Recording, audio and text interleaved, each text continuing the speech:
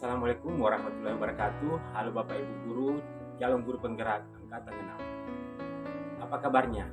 Mudah-mudahan kita semua masih diberi kesehatan dan kebahagiaan. Nah, pada kesempatan kali ini saya akan memaparkan koneksi antar materi, kesimpulan dan refleksi pemikiran Ki Hajar Dewantara.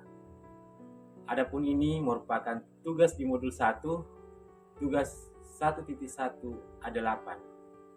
Perkenalkan, nama saya Murdani, calon guru penggerak angkatan 6 dari SMA 10 Pinrang, Kabupaten Pinrang, dengan fasilitator saya yaitu Bapak Dr. Jabarudin MPD, yang pengajar praktis saya Ibu Ida Rahma Ibrahim SPD MPD. Nah, Bapak Ibu, di kesempatan kali ini saya akan merefleksikan diri saya melalui 3 pertanyaan.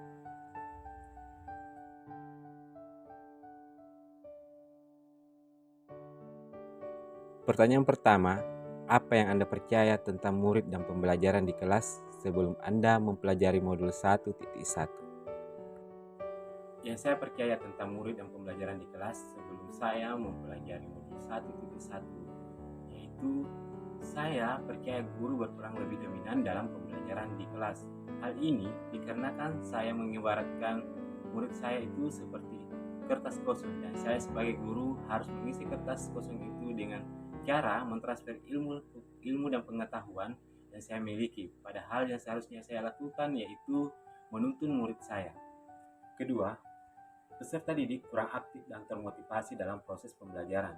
Mengapa saya berkata demikian? Karena di sini saya seringkali merasakan ketika suasana kelas itu menjadi diam setelah saya menjelaskan. Dan ketika saya bertanya, apakah ada pertanyaan? Apakah ada yang belum mengerti? Seringkali anak-anak hanya diam. Nah, di sini saya seringkali berkata kepada anak-anak, jika Ananda diam, itu ada 2 pertanda. Yang pertama, Ananda paham pada apa yang saya berikan, yang Bapak jelaskan. Atau yang kedua, Ananda tidak paham. Bahkan untuk bertanya pun anak-anak tidak tahu. Nah, di sini saya menganggap peran peserta didik saya yaitu kurang aktif dan kurang termotivasi. Yang ketiga, saya percaya bahwa saya harus fokus pada target kurikulum, yaitu menjelaskan sebuah materi untuk penyelesaian pencapaian materi dan penyelesaian KKM bagi peserta didik saya. Hal ini yang membuat saya sering mengeluh merasa gagal jika banyak peserta didik yang belum paham, tidak mengumpulkan tugas dan tidak tuntas. Padahal ini seringkali saya lupa bahwa ternyata dalam pembelajaran itu tidak hanya terpusat untuk mentransfer ilmu seperti yang saya jelaskan sebelumnya, tetapi ada banyak hal menurut pemikiran Ki Hajar Dewantara yang bisa kita lakukan. Yang terakhir, saya kurang memahami karakteristik peserta didik. Terkadang saya ingin anak-anak mendengarkan penjelasan saya. Nah, di sini saya tidak mengetahui karakteristik setiap anak itu berbeda. Mereka punya keunikannya masing-masing. Ada anak yang bisa belajar dengan audio, ada anak juga yang bisa belajar dengan visual, dan mungkin ada gaya belajar anak yang berbeda juga, yaitu belajar dengan kinestetis. Nah, di sini saya kurang memahami karakteristik peserta didik saya. Pertanyaan kedua, apa yang berubah dari pemikiran atau perilaku Anda setelah mempelajari modul ini? Yang berubah dari pemikiran atau perilaku saya setelah mempelajari modul ini, yaitu konsep mendidik dan mengajar saya berubah. Yang mana tadinya saya berpikir bahwa saya yang harus dominan dalam pembelajaran, berubah menjadi pembelajaran berfokus pada anak. Ini merupakan kekeliruan besar yang saya alami selama ini, memandang anak sebagai objek dalam pembelajaran di kelas. Seharusnya merekalah subjek pembelajaran, merekalah pemegang kendali pembelajaran. Perubahan yang kedua setelah mempelajari modul 1, yaitu saya sebagai pendidik wajib menghamba pada anak dengan segala ketulusan hati. Maksud menghamba di sini jangan diartikan ke arah negatif, tetapi maksud menghamba kepada anak yaitu menekankan pada minat, kebutuhan dan kemampuan individu anak, menghadirkan model dan metode belajar yang menggali motivasi untuk membangun habitat anak menjadi pembelajar sejati. Selalu ingin tahu terhadap informasi dan pengetahuan, suka dan senang membaca.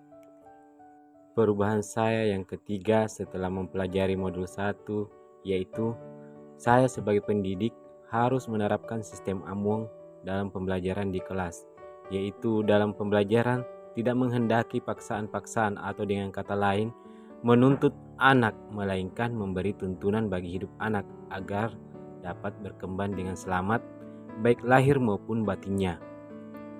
Perubahan saya yang keempat setelah mempelajari modul 1, yaitu saya sebagai pendidik harus memahami karakteristik anak, yaitu menyadari bahwa setiap anak memiliki keistimewaan, keunikan, dan memiliki potensi dalam dirinya. Hal ini dikarenakan anak-anak terlahir dengan kodratnya masing-masing, baik itu dari kodrat alam maupun dari kodrat zamannya.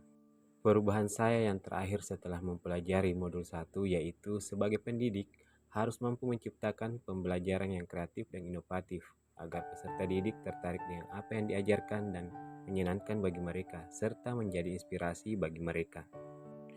Pertanyaan yang ketiga, apa yang dapat segera Anda terapkan lebih baik agar kelas Anda mencerminkan pemikiran Ki Hajar Dewantara? Yang bisa segera saya terapkan lebih baik agar kelas saya mencerminkan pemikiran Ki Hajar Dewantara, yang pertama, merancang pembelajaran yang interaktif dan menyenangkan. Yang kedua, menerapkan pembelajaran berbasis kearifan dan budaya lokal. Yang ketiga, pembelajaran yang mengutamakan karakter budi pekerti.